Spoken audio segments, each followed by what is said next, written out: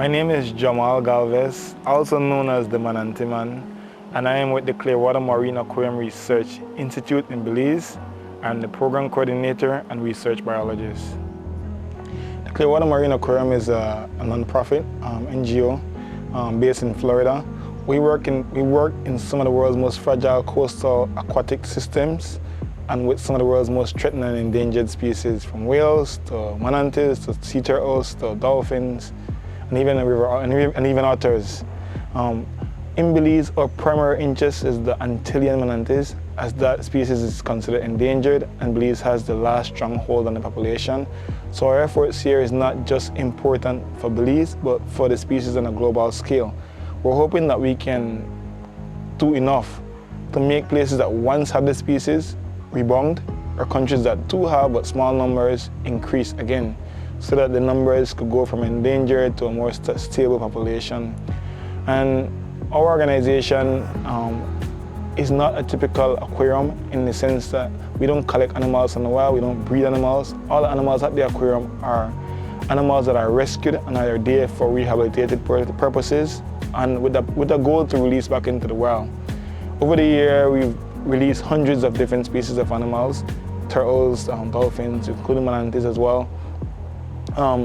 Animals that are deemed unreleasable by the state are placed into facilities like Clearwater Marine Aquarium. In Belize, our efforts are on numerous platforms. It starts with research. We have the longest longitudinal study of the species in the world, so we are the one that have studied the species more than any other country as it relates to the Antillean manatees. Our research initiatives and findings are shared with the government entities, local communities and stakeholders to help to put measures in place that will safeguard manatees. And whether it's implementing no-wake zones or wildlife sanctuaries or protected areas, is to inform those decisions. Our research translates into education. So we take that data and we convert it into the most simplest way, so that community members and the local fishermen and local communities can understand what are the impact that they're causing on the species and how they can actually help to make it better. That education is in schools, from kindergarten to the highest level of education. Our educational efforts is global, not just Belize, and that is followed up by conservation actions. And last but not the least is inspiration. Our goal is to ultimately inspire the next generation of conservationists so that we can have more people inspired and loving and enjoying the environment, not just manatees, but our beautiful coastal communities, our waterways in which we thrive and depend on so much.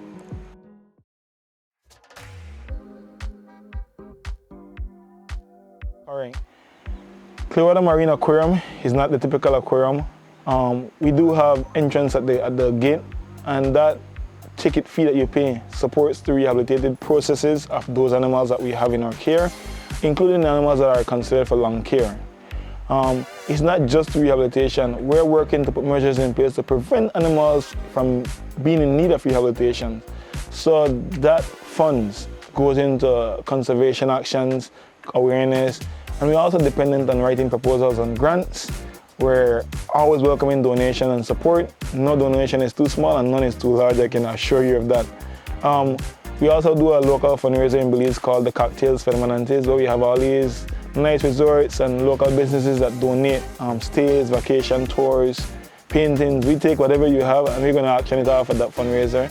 So it's an opportunity for normal people to come out and not just have fun, but raising funds for an important cause at the same time.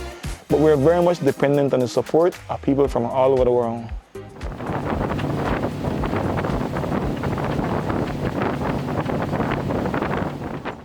Well, why should viewers and why should you care about manatees? First of all, it's a very charismatic species. It's hard not to love a manatee, so that makes it easier to sell. But manatees are not just there for the charisma.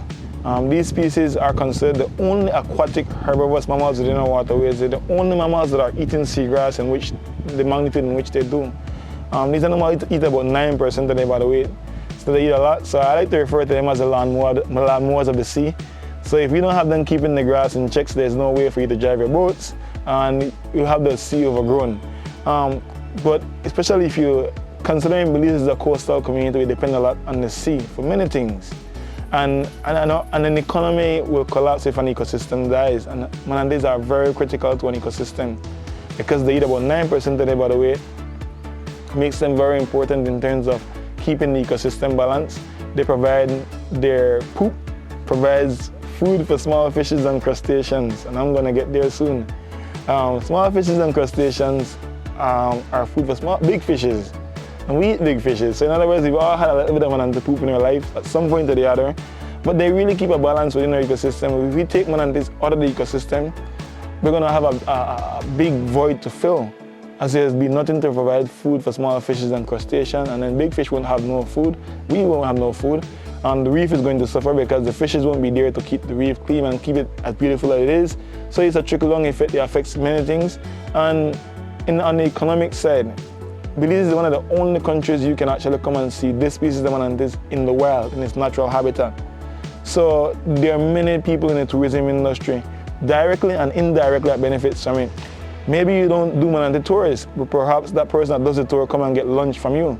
They need gas from the gas station. They need water from... So everybody makes something off it. So it's a very profitable business, and manatees gain nothing from tourism. So the least we can do is to be conscious, cautious, and to help to keep that animal around, because it's basically it's like a golden duck. And why we need to destroy this golden duck that can help our economy to strive and keep our ecosystem intact.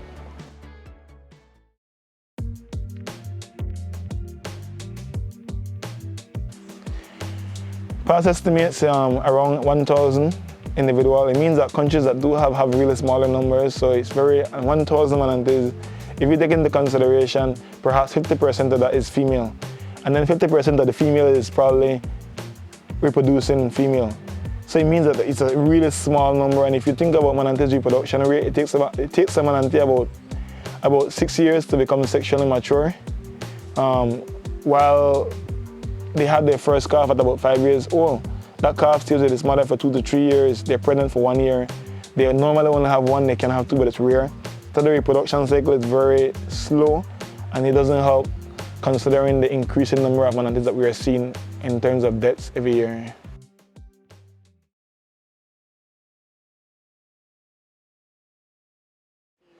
Correct, as Belizeans, we're most important in the sense that we're the ones on the ground, we're the ones that can actually trigger change. Change doesn't come about by itself, people make change happen, and it really is simple. Sometimes it's simple and small changes in your normal life that wouldn't even affect you. You'd be surprised that something as simple as you taking 5 minutes longer on a boat to get past an important area so that manatees aren't harmed is the difference in leaving a manatee dead or injured. So basically things like being aware of your surroundings, respect signs like no wake zones. They're not put there to be pretty pictures, but to alert boaters that manatees are in the area. Call and report incidents. Even if you accidentally hit a manatee, call it in, it's important. There's not a fine for accidentally hitting a manatee, but you give us a chance to actually respond and give the animal the care that's needed. But if you leave it out there, then it leaves to suffer. Things like keeping garbage in its proper place. Don't throw garbage in the waterways because it ends up in the environment. Manatees aren't knowledgeable enough to know that there's a plastic. They may observe it and they can also choke and die from that. Keeping the environment clean means keeping ourselves clean. A healthy environment translates to healthy people. Happy environment translates to happy people.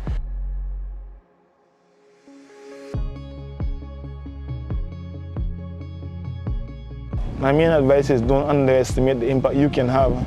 No matter your age, no matter the knowledge you have, the background you come from, conservation has no prerequisite. It just has the requirement of you wanting to help. That's the only prerequisite I see in conservation. That's the biggest step. The step forward to want to do something about it is the hardest step that most people have to take. So by you having that interest, I encourage you to reach out to organizations within your neighborhood, within your community that are doing something that you are passionate about. Perhaps you're passionate about sea turtles. It means doing beach cleanup. Or maybe you're passionate about manatees. That could be help planting mangrove or installing signs with organizations like mine. But there are many different organizations that are working in different places. Perhaps you're inspired and love domestic animals. There's a humane society. Volunteer, there's always need for extra hands.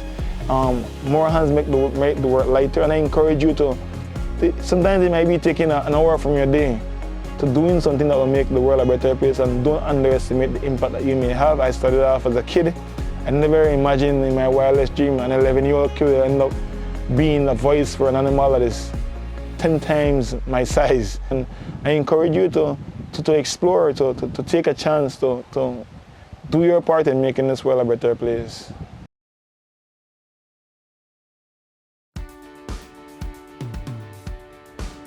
Support is very important. Donation is one of the ways you can support. You can get on our website, www.cmaquarium.org. You can also follow me on Instagram, The Real Manatee Man. Look me up on Facebook, Jamal Galves. I try to be as responsive as possible. To call in an injured, an orphan manatee or something that just seems out of the whack, you can call me at 615-3838. Easy to remember, 615-3838. Social media, you can also call the fisheries department. They'll get the message to us as well. Like I said, nothing is not as important for us to respond. So do take the time to call us, send us messages. We appreciate your interest, we appreciate your support. We can't do what we do without the support that we have from you. So start supporting now. It may not be manatees, it may be some other research initiatives, it may be something that involves livelihood. But take the time out to do something that will contribute to making the world a better place.